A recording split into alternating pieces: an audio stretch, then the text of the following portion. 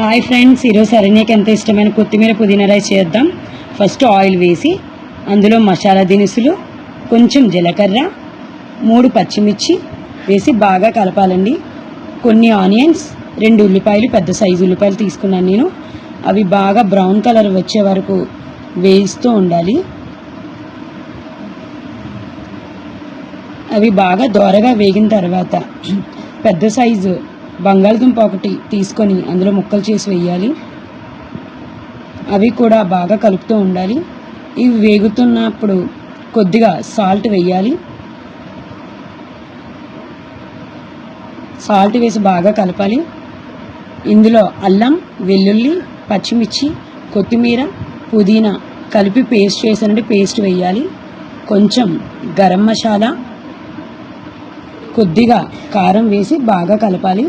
Summer కదండి, నేను కారం తగ్గించాను. కొద్దిగా జీడిపప్పు, 1 గ్లాస్ బియ్యం వేసి బాగా కలపాలి. 1 గ్లాస్ బియ్యానికి 3 గ్లాస్ వాటర్ వేయాలి. కుక్కర్ అయితే 1కి 2.5 సరిపోతాయండి. నేను నార్మల్గా చేస్తున్నాను కాబట్టి 1కి 3 వేస్తున్నాను. మధ్య మధ్యలో కొత్తిమీర రైస్ కలుపుతూ ఉండాలి.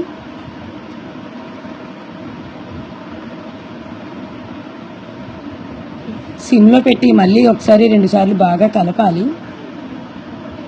అంతేనండి, కొత్తిమీర పుదీనా రైస్ రెడీ. ఇప్పుడైతే శరణ్యకి టేస్ట్ ఎలా ఉందో చూడమని చెప్దాము.